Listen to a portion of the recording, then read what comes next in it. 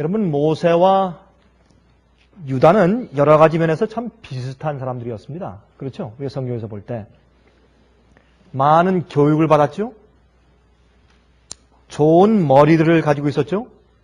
또 아주 훌륭한 정략가였습니다. 아주 작전을 잘 세우는 정략가였습니다. 또한 강한 성격의 소유자들이었습니다. 그리고 또 야심이 많았습니다. 그런데 왜 모세는 성공했으면서 가룟인 유다는 무엇이 잘못되어서 실패했을까요? 그는 영원히 멸망당했습니다. 잃어버림을 당했습니다.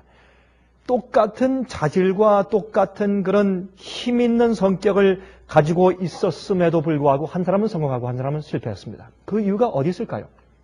꽤 단순하고 쉬운 얘기 같지만 그러나 우리가 꼭 마음 가운데 둬야 할 굉장히 중요한 그런 교훈이 이 속에 있는 것 같습니다. 우리 다 같이 민수기 12장에 있는 말씀을 좀 펴서 보겠습니다. 민수기 12장 3절을 먼저 읽고 그 다음에 6절부터 8절까지 있는 말씀을 읽겠습니다. 민수기 12장 3절. 여기에 이런 말씀이 있습니다. 이 사람 모세는 온유함이 지면의 모든 사람보다 승하더라. 제가 볼 땐 여기에 있는 이 12장 3절 말씀은 아마 모세가 쓴 게 아니라 여호수아가 쓴 것 같습니다. 그렇죠? 이 한 절만큼은 모세가 물론 창세기, 출애굽기, 레위기, 민수기, 신명을 다 모세 오경을 다 써서 마쳤는데 그 이후에 그 말씀을 이제 복사하다가 제가 볼 때 여호수아가 이 말씀을 거기에 한 절 끼워 넣은 것 같습니다. 왜냐하면 모세가 자기 자신을 향해서 이 사람 모세는 온유함이 지면의 모든 사람보다 승하다 이렇게 표현했을 가능성은 별로 없습니다. 그렇죠? 그렇게 겸손한 주의 종이. 자, 6절부터. 이르시되 내 말을 들으라. 너희 중에 선지자가 있으면 나 여호와가 이상으로 나를 그에게 알리기도 하고 꿈으로 그와 말하기도 하거니와 내 종 모세는 그렇지 아니하니 그는 나의 온 집에 충성됨이라. 그와는 내가 어떻게 했어요? 내가 대면하여 명백히 말하고 은밀한 말로 아니하며 그는 또 여호와의 형상을 보겠거늘 너희가 어찌하여 내 종 모세 비방하기를 두려워 아니하느냐. 여러분 여기 보니까 참 모세는 특별한 종이었습니다. 모세는 특별한 종이었습니다. 이 모세는 이 죄에서 갇혀있는 것을 상징하는 애굽에서 노예로 갇혀있는 주의 백성들을 처음으로 끌어내는 그 기적적인 일을 하기 위해서 택한 종이기 때문에 특별한 자였습니다. 그는 하나님과 얼굴과 얼굴을 대면해서 보는 자였습니다. 이것은 특별한 특권입니다. 여기 말씀하기를 내가 다른 사람들에게, 다른 선지자들에게는 내가 이상으로, 꿈으로, 계시로 말했지만 내 모세는 그렇지 않다. 내가 직접 얼굴로 대면해서 비밀리 상징으로 준 것이 아니라 직접 대면해서 내가 직접 말을 했다. 그렇게 말할 정도로 훌륭한 주의 종이었습니다. 그가 어떻게 이렇게 되었을까? 그는 사실은 원래 이러한 자는 아니었습니다. 그가 받은 교육적인 원래 배경이 이렇게 될 만한 사람이 아니었습니다. 그는 세속적인 세상의 교육을 받았습니다. 군대의 학문을 배운 사람이었습니다. 그가 어떻게 이렇게 되었을까요? 어떻게 그가 온유함이 세상의 모든 사람보다 다 승한 세상 인류 역사 가운데 최고로 온유했던 사람이 되었겠냐 말입니다. 여러분 온유하다는 말 가운데는 자기의 의지가 없다라는 뜻도 표현되어 있습니다. 물론 우리가 인간적인 의지가 있지만 주님의 의지와 내 의지가 맞닥뜨릴 때 내 속에 내 의지가 없다 그 뜻이죠. 여러분 온유하다고 해서 그저 흐물흐물한 사람이 아닙니다. 온유하다고 하는 것은 하나님과 나 사이에서 어떤 마찰이 생길 때, 주님의 뜻과 내 뜻에 마찰이 생길 때 내가 내 뜻을 굽히는 것을 의미합니다. 그러므로 그런 사람은 하나님의 뜻과 주님의 품성만 가지고 살고 있게 됩니다. 그렇죠? 그게 온유함이죠. 여러분 우리 속에 나의 아집과 나의 고집과 나의 잘못된 그런 성품이 없어서가 아니라 내가 하나님의 뜻과 주의 성품을 내 속에 담고 그대로 살기로 내가 결정하고 굴복한 상태가 온유이기 때문에 다른 사람에게 아무리 공격을 받아도 원수를 갚지 않는 것입니다. 아무리 잘못 취급을 받아도 그것 때문에 욕하고 대적하지 않는 것입니다. 그게 온유입니다. 그것은 하나님과 나의 의지와 뜻이 서로 상충되었을 때 하나님의 뜻을 높이고 나를 죽인 겁니다. 그게 온유입니다. 그게 어렵습니다. 세상의 온유하다 하는 것은 diplomatic, 그것은 외교관이 가진 외교술이 좋다고 말하죠. 외교술이 좋은 것과 온유는 질적으로 차이가 있습니다. 온유함은 마음속의 상태를 말하는 것이고 외교술은 외적인 하나의 행동을 말하는 것입니다. 그건 차이가 있습니다. 그러나 성경은 그런 온유한 자에 따라 했어요. 신명기 34장을 보십시다. 신명기 34장 9절부터 12절까지 보시면 다음과 같은 말씀이 있습니다. 신명기 34장 9절부터 12절까지 이런 말씀이 기록되어 있습니다. 모세가 눈의 아들 여호수아에게 안수하였으므로 그에게 지혜의 신이 충만하니 이스라엘 자손이 여호와께서 모세에게 명하신 대로 여호수아의 말을 순종하였더라. 그 후에는 이스라엘의 모세와 같은 선지자가 일어나지 못하였나니 모세는 여호와께서 대면하여 아시던 자요. 이 말은 무슨 말입니까? 그 마음 가운데 죄를 품지 않았다 그 말입니다. 여러분 요한 1서 3장 보세요. 우리가 나중에 구원받아가면 하나님과 함께 설 때 주님의 얼굴 볼 때 얼굴과 얼굴을 대면하여 볼 것이라고 했어요. 고린도 후서에 그런 말씀도 있죠. 그러므로 하나님과 얼굴을 대면하여 본다는 뜻은 뭐냐면 그 마음 가운데 죄의 소원을 품지 않았다 그런 뜻입니다. 이건 놀라운 얘기입니다. 이런 얘기가 계속 있음에도 불구하고 사람들은 우리가 우리 속에 있는 죄를 온전히 승리할 수 있다는 것을 많은 그리스도인들이 부인하고 사는 것입니다. 11절 여호와께서 그를 애굽 땅에 보내사 바로와 그 모든 신하와 그 온 땅의 모든 이적과 기사와 모든 큰 권능과 위엄을 행하게 하심에 온 이스라엘 목전에서 그것을 행한 자더라 그랬습니다. 여러분 여기 주님께서 택하신 주의 종이 있습니다. 여러분 아십니까? 주님께서 이렇게 택하신 종이 있다는 것은 그 종을 통해서 택한 한 백성을 인도하시기 위한 주님의 계획이 있다고 말입니다. 이러한 놀라운 세상에서 이렇게 온유한 자가 없었다고 말할 정도로 하나님과 얼굴을 대면해서 듣고 말하던 자라고 설명한 이유는 이 자를 선택한 이유는 이 사람을 높이기 위해서 아닙니다. 이 사람을 통해서 주님께서 명령하시고 주님께서 교훈하셔서 한 준비된 백성을 인도하시고 이루시기 위해서입니다. 마지막 시대도 주의 종들이 이러한 종들이 있어요. 왜요? 마지막 한 백성을 인도하기 위해서. 세상에 교파가 많고 인류 종족이 많지만 그 중에서 같은 진리와 빛을 가지고 같은 이런 영적인 경험을 하는 백성들을 한 민족, 한 백성을 주님께서 골라내서 빼서 그들을 인도하기 위해서 한 교회를 영적인 이스라엘 백성을 인도하기 위해서 그렇게 하시는 것입니다. 여러분 종종 전 이번 주에 여러 번 전화를 받았습니다. 종종 저에게 사람들이 전화합니다. 저희 월간지를 읽고 또 저희 비디오 테이프를 보고 저희 책잘 받고 저희를 통해서 성령 연구를 공부하다가 마음 가운데 너무나 감동되어서 그저 연구하다가 그저 마음 가운데 감동이 자꾸 흘러오니까 가만히 있을 수 없어. 그냥 전화하는 사람들이 종종 있어요. 목사님 감사합니다. 목사님 감사합니다. 생의 빛에 진리가 없었으면 우리가 어떻게 될 뻔했습니까? 이렇게 어두운 세상에서 정말 감사합니다. 정말 생의 빛입니다. 그런 전화를 제가 자주 받습니다. 참 감동적입니다. 비록 여러 다른 군대에 있지만 다른 데 살고 있지만 그러나 한 민족을 한 백성을 민족은 어떤 종족이 아니라 한 백성을 한 교회를 주님께서 인도하시는 것을 우리가 보는 것입니다. 요한복음 6장입니다. 요한복음 6장을 보십시다. 자, 지금까지 우리가 모세에 대한 성경 말씀을 잠깐 보았고 이제 요한복음 6장에 있는 가룟 유다에 대해서 잠깐 보십시다. 요한복음 6장 70절과 71절에 다음과 같은 말씀이 있습니다. 요한복음 6장 70절과 71절.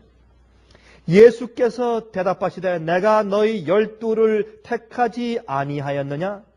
그러나 너희 중에 한 사람은 뭐라고요? 마귀니라. 마귀니라. 참, 여러분 그런데 가만히 보면 이 가룟인 유다는 자원에서 왔지 예수께서 택하신 것은 아닌 것 같습니다. 자원에서 자기가 따른다고 했습니다. 주님께서 할 수 없이 그를 택한 것은 사실이지만 그러나 그가 자원에서 왔습니다. 예수께서 말씀하기를 새들도 둥우리가 있고 여우도 자기 몸과 머리를 둘 굴이 있지만은 인자에게는 머리 둘 만한 것도 없다. 여러분, 예수님께서 정말 머리 둘 만한 것이 없었습니까? 아닙니다. 여인들이 예수님을 잘 돌봐드렸죠. 그렇죠? 또 나사로의 집 마리아와 마르다 얼마나 대접을 잘했어요. 예수님께서 누우실 것이 많이 있었어요. 그러나 이 인자는 머리 둘 것도 없다. 그게 무슨 말입니까? 이 세상에서 인정받지 못하는 삶, 그렇죠? 업신여김 당하는 삶, 배척받는 삶. 그러나 유다의 마음 가운데 자기 마음 속에서 자기가 성공하고 무언가 이루고 예수님의 그 등에 업혀서 무언가 되고 싶은 그런 야심이 가득 찬 것을 보시고 난 그런 자가 아니라고 말씀하신 것입니다. 여러분, 여기 말씀하기를 그중 하나는 12명 가운데 한 사람은 마귀라 그랬습니다. 이 말씀은 가룟 시몬의 아들 유다를 가리키심이라 저는 12 중에 하나로 예수를 팔자라 그랬습니다. 여러분, 그가 어떻게 이렇게 되었을까요? 여러분 보시면 유다가 굉장히 인정받는 존재였습니다. 12명 가운데서 인정받고 또 어떤 결정을 할 때 말이죠. 심지어 베드로까지도 유다의 눈치를 보았어요. 가장 똑똑하고 세련되고, 예? 머리 좋고 또 이 공부도 많이 하고 아주 정략가였습니다. 머리가 잘 돌아가고. 그러나 그 속에 예수 그리스도의 정신이 깃들 마음의 여유가 없었습니다. 흥미있는 것은요, 여러분, 요한복음 6장을 이제 쭉 보시면 요한복음 6장은 무슨 장이냐면 예수님께서 인자는 나는 하늘에서 내려온 무엇이라? 생명의 떡이라. 너희가 내 살을 먹고 내 피를 마시지 않으면 나와 아무 상관이 없고 너에게 영생이 없다. 그 말을 했을 때 사람들이 너무 어렵다. 이게 무슨 뜻이냐? 아니, 우리가 자기 살을 뜯어 먹으라는 그런 얘기냐? 하면서 사람들이 한 사람이 떠나갔습니다. 다시는 떠나간 다음에 다시는 예수님과 함께 같이 걷지 않았다 그랬습니다. 그 장을 말씀하시면서 예수님께서 이제 12제자에게 너희도 가려느냐 말씀하셨어요. 그때 베드로가 주님이시여 주께 영생의 말씀이 계신데 우리가 어디로 가겠습니까? 네? 우리가 지금 주님과 함께 가면 내가 가만히 주님 말씀 들어보니까 우리 앞길이 훤합니다. 그죠? 뭐 우리가 뭘 당하고 어떻게 될 것 처지가 뭐 따분한 것 훤합니다. 하지만 주님께 영생의 말씀이 있는데 우리가 어디로 가겠습니까? 여러분, 여러분들도 그렇고 저도 그렇습니다. 세상에 우리가 출세하려고 계획하면 길이 많습니다, 여러분. 세상에서 잘 되고 출세하려고 생각해 보세요. 할 일이 많아요, 여러분. 한 번은 제가 오래전에 어떤 분들이 저한테 와서 그렇게 말한 적이 있습니다. 목사님, 우리 미국에서 가장 크고 거대한 교회 하나 좀 만들어 보십시다. 가장 큰 교회. 제가 그분들한테 정신없는 얘기를 한다고 제가 깨우치긴 했지만은 여러분이시여, 우리가 이 세상에서 인간적으로 출세하기 위해서 계획한다면 길들이 많을 것입니다. 예수께서 말씀하기를 인자는 이 땅에서 머리 둘 곳도 없다고 했습니다. 여러분, 시몬 베드로가 알았습니다. 이런 예수님을 따라가면 앞이 정말 어떻게 될 것을 알았어요. 답답했어요. 그러나 유다와 베드로의 차이가 있습니다. 베드로는 그래도 예수님을 사랑했고 그래도 예수님께 영생의 말씀이 있는 것을 알았습니다. 그것을 자기가 죽고 자기가 망해도 그것을 더 귀히 여길 줄 아는 마음이 아직 베드로에게 있었습니다. 아직 변화가 안 됐어도. 근데 유다는 그것보다는 자기의 출세와 자기에 대한 케어와 염려가 더 컸습니다. 세상에 이것은 아무것도 아닌 것 같지만 이것 때문에 얼마나 많은 사람들이 진리를 포기하고, 예? 주님을 버리고 믿음을 버리고 빛을 버리는 경험들이 얼마나 많이 있는지 모릅니다. 근데 그 일을 하면서 마음 가운데 가책이 있으니까 그를 하면서 무엇으로 꾸밉니까? 이런저런 핑계와 이유를 대면서 말하지만 사실 그 마음 가운데 가장 중요한 이유는 가룟 유다의 이유인 것입니다. 그래서 진리를 파는 것입니다. 유다는 자기의 이기심과 탐욕을 포기하지 않았습니다. 십자가의 기로에 서 있을 때 하나님의 뜻과 자기의 뜻이 어긋날 때 그는 자기의 뜻을 택했습니다. 이 사실 말이죠. 여러분, 이 유다가 예수를 팔았다. 아니, 하루아침에 그렇게 싹 그 돌변하고 돌아가가지고 정말 한국말로 획가닥 해가지고, 한국에서는 그래, 획가닥 한다 그래요, 말을. 우리 미국에서는 우리 이민 사람들은 그런 말 사용하지 않지만 한국에서는 그런 말 많이 사용합니다.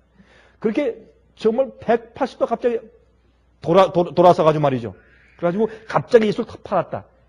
그것이 아니라 유다는 말이죠. 예수님이 너무 지혜없고 어리석고 너무 고지식해가지고 이런 방식으로는 메시아 왕국을 세울 수 없다고 생각한 거예요. 하나님의 방법은 너무 인간적인 지혜가 없다고 생각했습니다. 그래서 아이고 예수님, 주님은 참 순진하시고 참 곧바르시고 진리의 불은 틀림없고 메시아에겐 틀림없는 것 같은데 그 하는 방법은 정말 지혜가 없습니다. 어쩌면 그렇게 지혜가 없습니까? 이렇게 하다가 백날 가야 메시아 왕국 세울 수 없습니다. 내가 좀 도와드리겠습니다. 그렇게 한 것이 그의 꾀가 판 것입니다. 왜요? 예수님께서 지금 바리새인들과 정면 도전할 때마다 늘 피하시거든요. 왜 피했습니까? 2300주의 예언 보면, 그 70주 예언 가운데 490년 예언 보면 예수님께서 언제 십자가에 돌아가시는지 딱 나와요. AD 31년 딱 나와요. AD 31년도에 니산 14일 날 오후 3시에 Between evenings 딱 나와있죠, 예언이. 그때 마귀는 예수님을 그 예언을 성취시키지 못하게 미리 빨리 죽도록 하려고 애를 썼을 때 예수님께서 계속 피하신 것이에요. 왜? 예수님의 생각 가운데 이루어야 할 것들이 많아요. 돌아가시는 죽음도 그렇지만은 또 중요한 것은 예언을 이루시는 겁니다. 우리에게 모범 되시는 것도 중요하지만은 그래서 예수님께서 그 정확한 그 예언된 6월절 양을 잡는 그때 니산 14 AD 31년도에 딱 돌아가시기 위해서 예수님께서 불필요한 그런 핍박을 초래해서 미리 죽게 만드는 마귀의 전략을 피하기 위해서 가끔 주님께서 몰래 피하셨어요. 자꾸 돌아가시고. 그때 여러분 유다가 볼 때 그건 절의 찬스거든요. 이때 한번 싸워야지 민중 봉기가 생기고 데모가 생겨서 될 텐데 그때 자꾸 피하시니까 아유 참 저렇게 담력이 없는 분이 저거 될까? 꾀가 없으시다. 이 정략, 작전이 없는 것처럼 보이는 겁니다. 그래서 그는 예수를 팔아 넘길 것을 작정했습니다. 파는 것은 어떻게 그 당시에 자유시대에 사람을 팔아 넘깁니까? 산 사람을? 그게 아니라 여러분 그 요한복음 보시면 거기에 이제 말씀드리기를 그 13장 그 초반에 나오지 않습니까? 그것은 사람들이 많이 있기 때문에 사람들이 많이 있는 군중 앞에서 예수를 잡을 수가 없습니다. 그러면 데모가 일어날까봐. 그렇죠? 그래서 몰래 사람들이 없는 곳에서 몰래 이렇게 딱 예수를 잡기 위해서 그 틈과 기회를 찾고 있었어요. 제사장들과 바리새인들이. 그런데 예수님께서 항상 계실 때마다 사람들이 주위에 이렇게 둘러서 있으니 잡을 수가 있어야죠. 그때 예수께서 가장 조용하게 홀로 남들이 절대 알지 못하게 몰래 싹 잡아가서 몰래 재판하고 몰래 죽여버리면 되니까 빨리 그렇게 할 수 있는 시간과 장소를 찾기 위해서는 그 이너 서클, 그 안에 있는 제자를 매수하는 길밖에 없었습니다. 그래서 가룟 유다가 예수께서 어느 날 며칠 몇 시에 어느 장소에 있는데 거기서 딱 잡으면 사람도 없고 정확하다. 그런 기밀을 누설하는 그 기회를 준 것이 바로 가룟 유다였습니다. 그게 은 30냥이었습니다. 그때 유다는 예수님께서 잡혔을 때 너희놈들하고 금방 주님께서 능력과 기적을 행해서 그 군사를 갖다 없애버리고 주님께서 어디로 도망가시든지 아니면 피하실 것으로 생각했습니다. 그래서 예수님께서 순순히 잡혀가는 것을 보자 그가 큰 충격에 빠진 것을 압니다. 자기의 꾀와 계획을 고집했는데 나중에 알고 보니까 어떻게 해요? 자기가 구약 성경에 예언된 예수를 잡아 파는 자가 바로 자기가 된 것을 이해하게 됐습니다. 보세요. 마태복음 27장 보십시다. 마태복음 27장 3절부터 5절입니다. 마태복음 27장 3절부터 5절 보시면 다음과 같이 말씀되어 있죠. 때에 예수를 판 유다가 그의 정죄 됨을 보고 스스로 뉘우쳐 그 은 30을 대제사장들과 장로들에게 도로 갖다 주며 가로되 내가 무죄한 피를 팔고 죄를 범하였도다 하니 저희가 가로되 그것이 우리에게 무슨 상관이 있느냐? 내가 당하라 하거늘 유다가 은을 성소에 던져놓고 물러가서 스스로 목매어 죽은지라. 그가 예수를 팔려고 한 건 아니에요. 그러나 예수님께 그런 기회를 줘서 예수님께서 자기 능력을 과시한 다음에 그때 민중 봉기를 일으켜서 그때 메시아의 왕국을 설립할 것으로 착각한 겁니다. 자기의 꾀, 자기의 계획, 자기의 지혜, 자기의 의지, 자기의 소원이 예수님의 뜻과 예수님의 지혜와 주님의 섭리와 마주치고 충돌되었을 때 이 유다는 자기의 뜻과 자기의 의지를 고수하려고 계속 주장한 것이 유다의 실패를 가져온 겁니다. 그밖에 없습니다. 유다와 모세는 똑같은 인간의 성정을 가지고 있고 똑같은 그런 아주 재력이 있고 똑같은 능력 있는 자였습니다. 똑같은 지력을 가진 자였습니다. 훌륭한 자들이었습니다. 그러나 모세는 하나님의 뜻과 자기의 뜻이 서로 상충되었을 때 모세는 굴복하고 하나님께 무릎 꿇고 주님의 뜻을 받아들이기로 결정했습니다.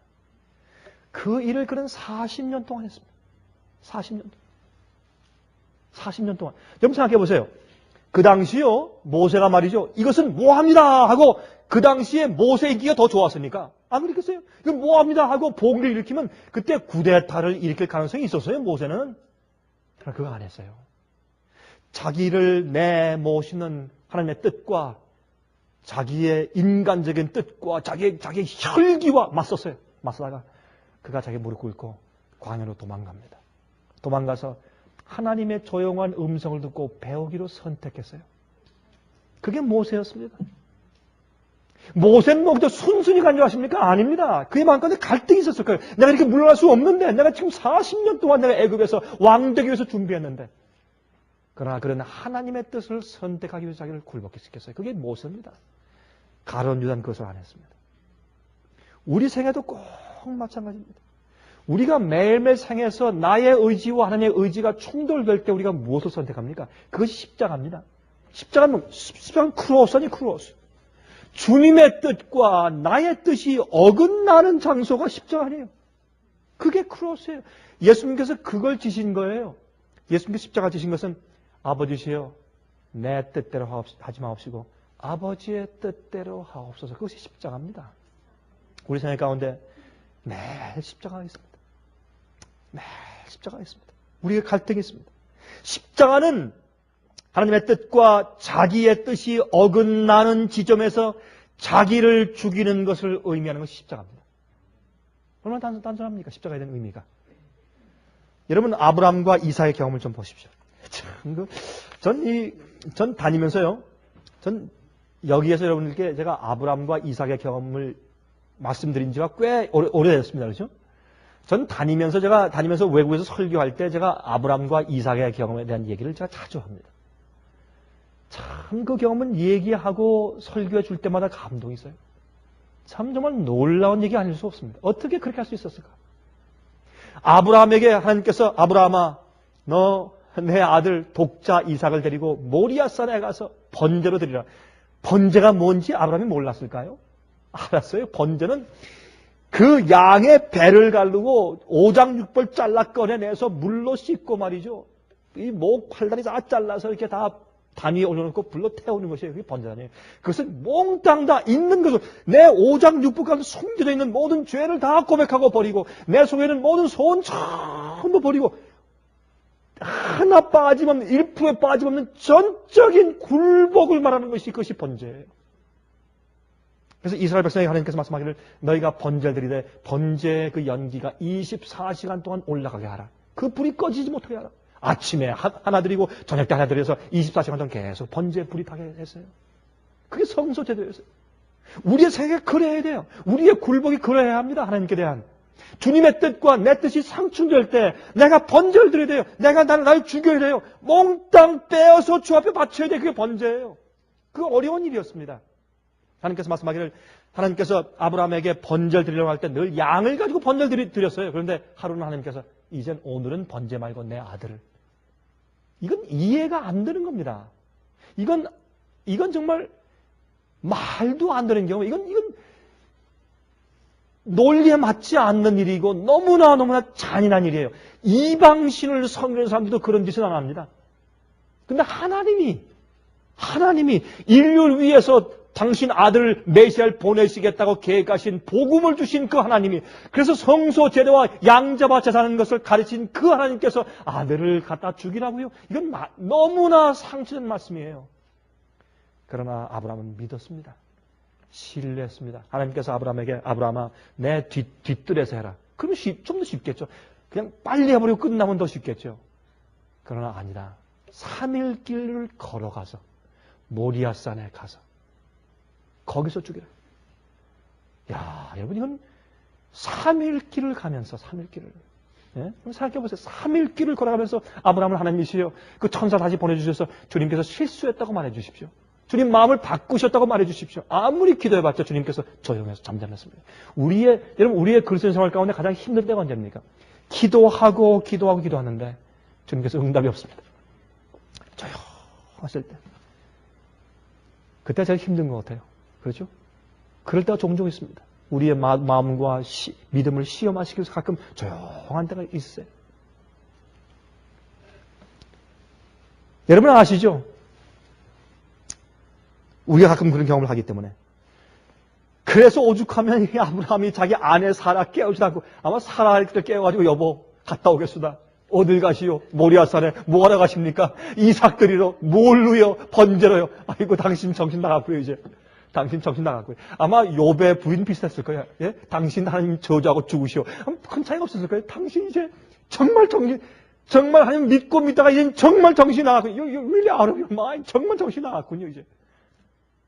오죽하면 잠자는 부인 깨우지 않고 몰래 이삭만 데려갔습니다.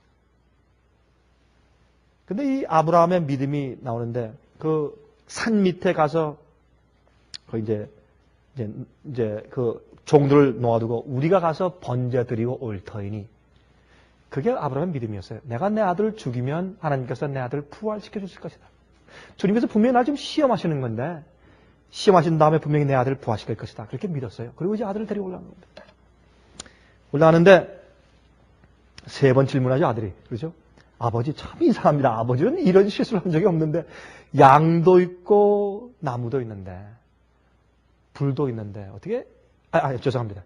나무도 있고 불도 있는데 어떻게 양이 없습니까? 이런 실수를 한 적이 없는데 아니 나무는 그 양을 태울 나무를 가져가는 것이고 불도 가져가는데 어떻게 실제 양을 안 가져갑니까?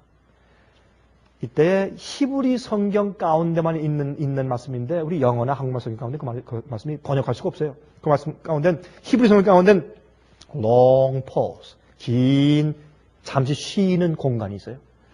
이삭이 질문한 다음에 아브라함이 아들아 여호와 이래 야훼 이래 하나님께서 예비하실 거야. 곧 답변은 그 중간에 긴 멈춤이 있어요. 그건 히브리 말 가운데 표현이 있지만 한국말로 번역이 안 돼요. 너무 긴 멈춤이 있습니다. 그때 그게 왜 있었겠습니까? 아브라함이 우는 겁니다. 속에서 벅받쳐 올라오는데 차마 말을 할 수가 없어요. 그래서 목이 메어입니다. 우는 모습 보이면 안 되니까 또 참고 이제 눈물을 삼킨 다음에 아들아 야훼 이래. 또 조금 올라가다가 또 묻습니다. 아버지 참 이상해요. 아무 생각해도 이해가 안 됩니다. 나무가 있고 불이 있는데 양이었습니까? 양이. 또 long pause. 긴 쉼표가 있어요. 그 다음에 아들아 야훼 이래. 세 번째 아버지 이해가 안 됩니다. 이게 어쩐 일입니까? 또 long pause. 길게 쉬고 또 눈물을 삼킨 다음에 야훼 이래 아들아. 하나님께서 준비하실 거예요. 그 위에 올라가서 아들아 내가 시호할 게 아니죠. 그렇게 안 했죠. 아브라함이. 아들아 실제는 하나님께서 너를 번제로 드리라고 말씀했다. 미안하다. 우리에게 가장 중요한 것은 하나님의 뜻이다. 우리에게 가장 중요한 것은 하나님의 뜻이다. 내가 내 생각 가운데 너한테 보여준 네가 20년 사는 동안에 보여준 것은 가장 중요한 교훈은 그건 아닌가? 내 생각 가운데. 믿음. 그때 그 20살 된 그 젊은 청년이 120살 된 아버지, 당신 정말 정신 나갔고요. 요즘의 청년처럼 영어로 좀 더 유죠, 유. 저는 그게 싫어요. 아버지도 유, 어머니도 유, 전부 다 유. 이게 사실은 버릇없는 언어지, 영어가 말이죠. 그렇죠? 그런 면에서 우리 아시아 영어가 훨씬 나아요.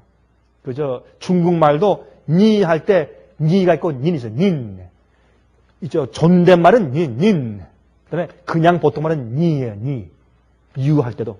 우리 아시아 사람들은 생각이 달라요. 우리 그 풍습이 있기 때문에. 영어는 그런 게 없어요. 아마 이 이삭이 그때 아유, 아버지 정말 정신 나갔군요. 한 대 쳐버리고 도망갔으면 뭐 어떻게 했겠어요. 그러나 이 이삭이 말이에요.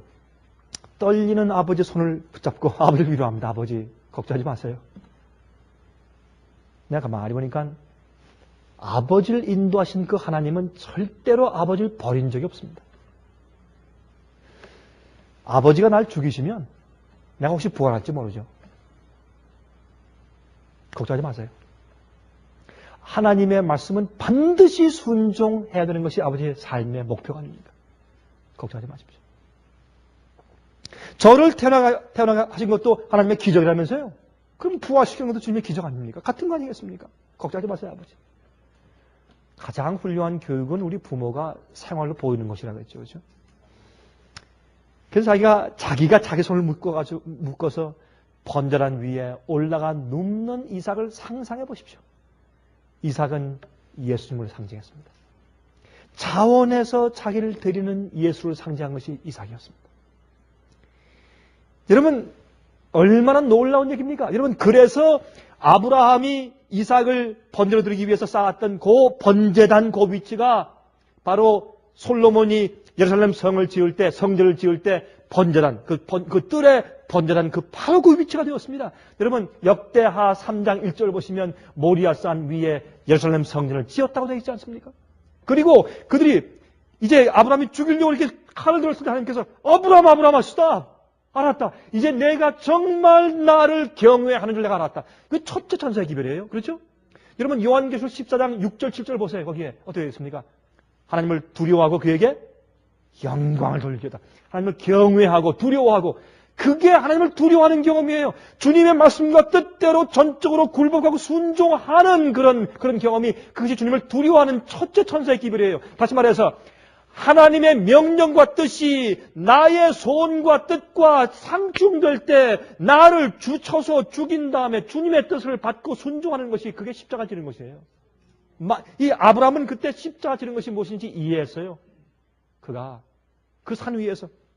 그 다음에 이제 그들이 무엇을 들었습니까? 그들이 기뻐서 아버지와 아들이 이제 서로 끌어안고 있을 때 그들이 양이 매 하고 양 우는 소리를 들었어요. 그래서 그들이 성경을 보면 그들이 고개를 들어서 보니까 저기에 가시덤불에 그 수양의 뿔이 걸려 있는 것을 보았다 그랬어요.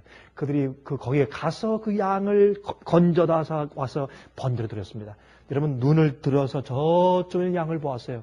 다시 말해서 예루살렘의 그 성전 안에 있는 번제단 위에서 눈을 들어서 보면 영문 밖에 갈바리가 보이는데 그 갈바리 양이 걸려있는 그 덤불, 바로 그 장소가 예수님께서 십자가에 돌아가신 골고다 언덕이 된 것입니다. 정확하게 그게. 이것이 바로 십자가의 의미예요. 하나님의 뜻과 내 뜻이 상충될 때 내가 무엇을 택하느냐 말입니다.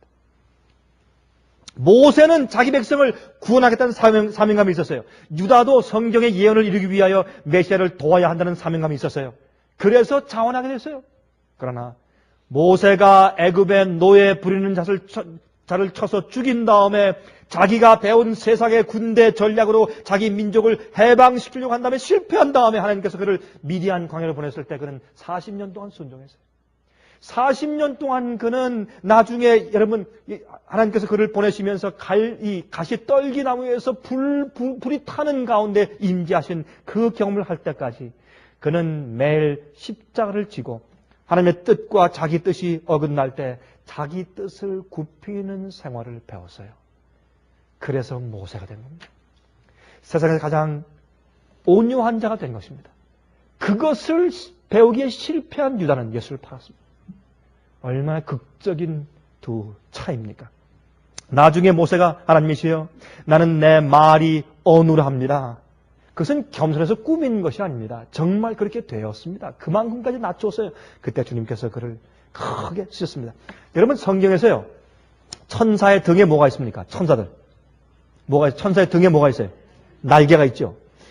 그 날개는 왜 있습니까? 날개는 왜 있는 겁니까?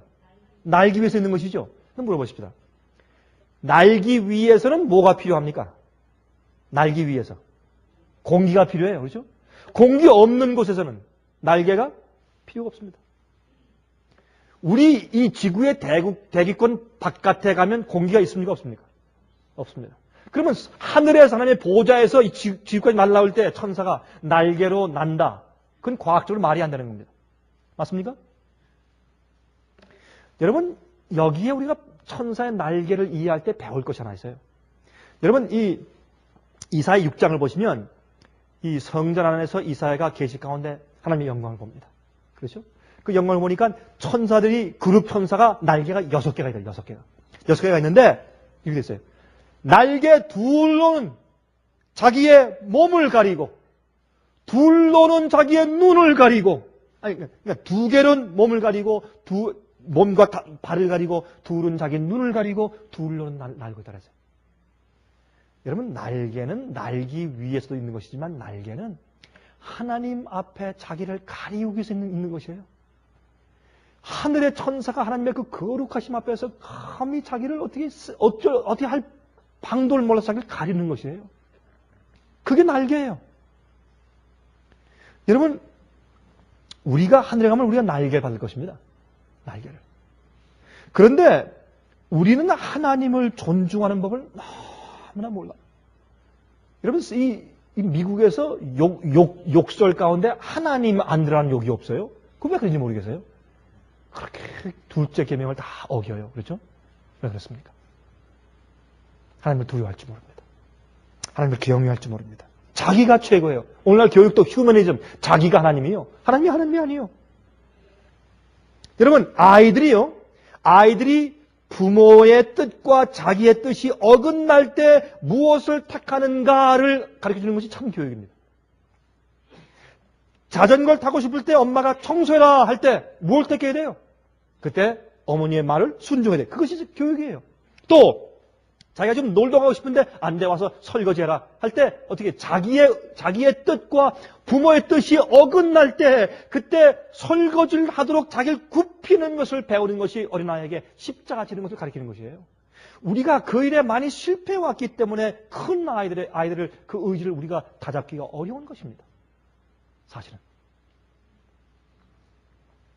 내가 하기 싫은 일을 하라고 했을 때 그때 십자가를 지는 것을 배우는 겁니다. 그때. 그래서 자기 자신이 자기를 컨트롤하게 하지 말아야 합니다. 그게 십자가 지는 것입니다. 내 뜻과 내 소원이 나를 컨트롤하지 못하게 하는 것. 희생의 정신이 십자가를 지는 것입니다. 누가복음 9장 23절에 말씀하기를 또 무리에게 이르시되 아무든지 나를 따라오려거든 자기를 부인하고 날마다 제 십자가를 지고 나를 쫓을 것이라 그랬습니다. 매일매일 우리가 십자가를 지고 따르는 것을 경험해야 나중에 하늘에 가서 늘 주님의 뜻대로만 살죠. 그렇지 않겠습니까? 여러분, 이제 곧 제가 볼 땐 모세가 바로 왕 앞에 선 경험이 다시 우리에게도 옵니다. 모세가 그 40년 동안에 그 십자가 지는 경험을 다 경험한 다음에 온유하게 된 다음에 그가 바로 앞에 섰습니다. 이렇게 돼야 주님만 의지하고 자기의 꾀가 없어지고 주님의 뜻대로만 사는 마음과 품성이 생겨야 그때 뭐가 생기는 줄 아십니까? 그때 믿음이 생기고 두 번째 담력이 생겨요. 그때 담력이 생기는 거예요. 나를 의지하잖아요. 어느 정도 힘이 있다가도 그 혈기이기 때문에 금방 넘어져 버려요. 그러나 주님만 의지하면 끝까지 하는 담력이 생기는 거예요. 그때. 그게 십자가 지는 사람이거든요. 그 담력을 가지고 모세가 섰습니다. 그때 제국의 왕 앞에 섰어요. 뭐라 그랬습니까? Let my people go. 내 백성을 내보내라. 그게 쉬운 것이 아니었습니다. 여러분, 요한계시록 18장 4절 보세요. 어떻게 말씀합니까? 바벨론을 향해서 뭐라고 말합니까? 내 백성아 거기서 나와 그 죄에 참여하지 말고 그 받을 재앙들을 받지 말라 그랬습니다. 똑같은 경험 아니에요? 출애굽의 경험이에요. 그 얘기를 담력 있게 할 자는 누굽니까? 모세 같은 미디안 광야 경험을 한 사람들 아니에요? 똑같은 경험한 사람들이 그 말을 앞으로 할 수 있는 것이네요. 그러므로 우리는 이것이 죄냐 아니냐, 그렇게 따지지 말고 그건 아주 수준 낮은 것이 이것이 죄냐 아니냐 그거 따져가지고 죄가 아닌 것 같다. 회색 정도의 일이면 하고 좀 죄나 그러면 안 하고 그러지 말고 이것이 나를 향한 하나님의 뜻이냐 아니냐 그걸 생각하세요. 어떤 일을 할 때 이게 죄냐 아니냐 그거는 그저 조금이라도 덜 희생해서 겨우 구원 받으려고 하는 사람의 생각이고 그거 말고 이것이 나를 향한 주님의 뜻이냐 아니냐 조금 더 높은 수준으로 올라가야 돼요 우리가. 그렇게 해야 합니다.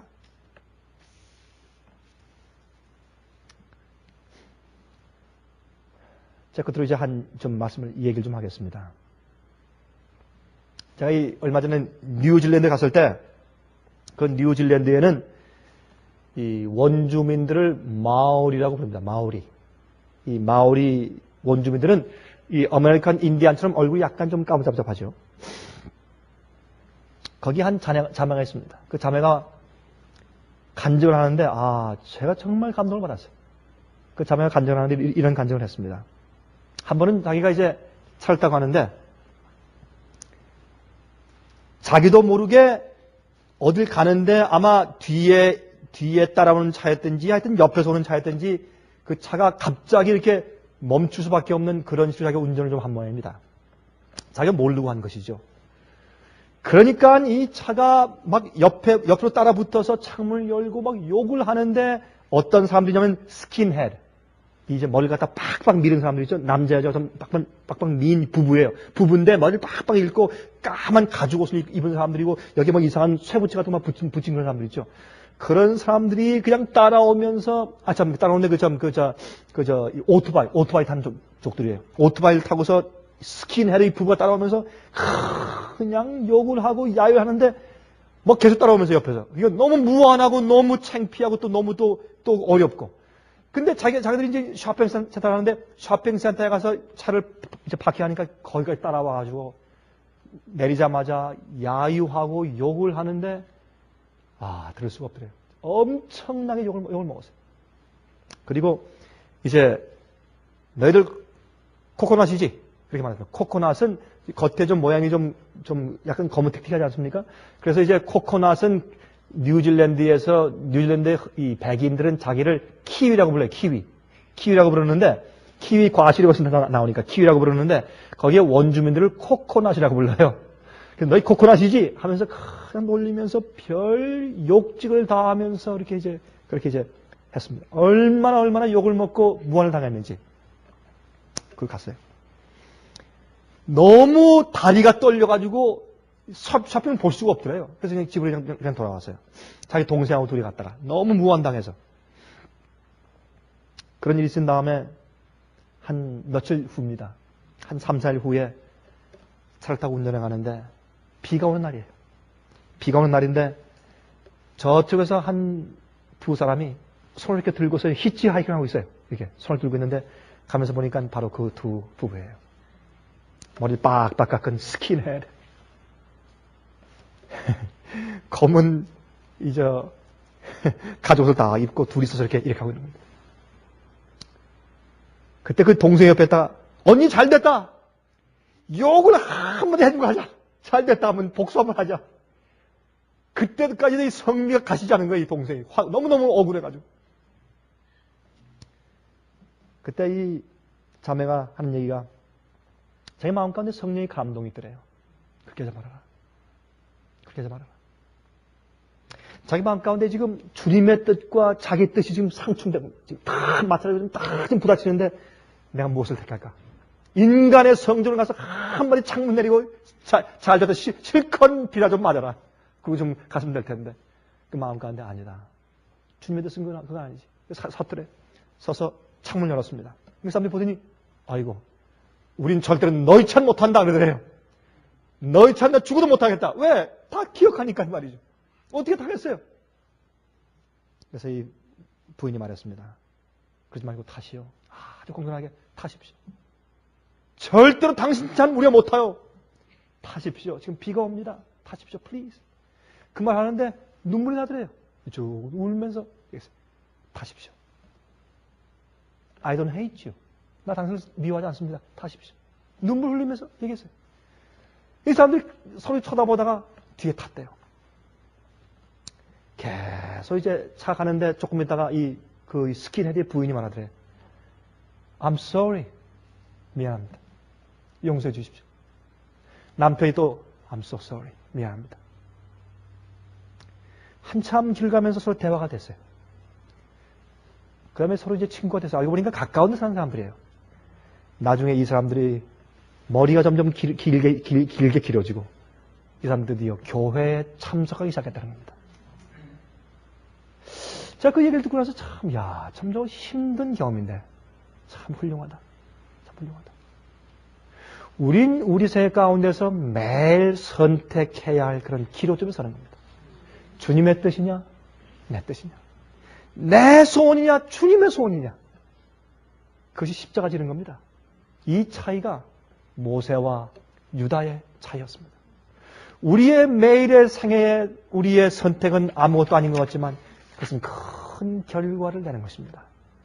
모세의 선택에 참여하시기를 간절히 바랍니다.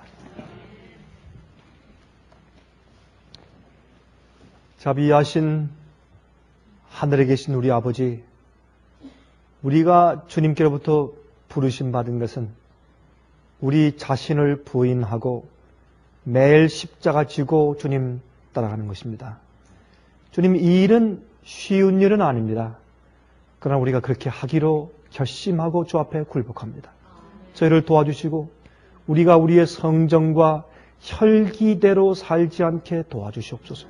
주님의 성령으로 은혜를 주셔서 우리 마음을 감화하사 우리의 뜻대로 선택하지 않게 도와주시고 모세의 그 거룩한 결정과 삶을 본받게 하셔서 마지막에 주님께서 주의 종들을 택해서 바벨론에서 주의 백성들을 불러내실 때 우리가 그 자리에 참여하게 도와주시옵소서. 살아계신 예수 그리스도의 거룩하신 이름을 의지하여서 간절하게 기도합니다.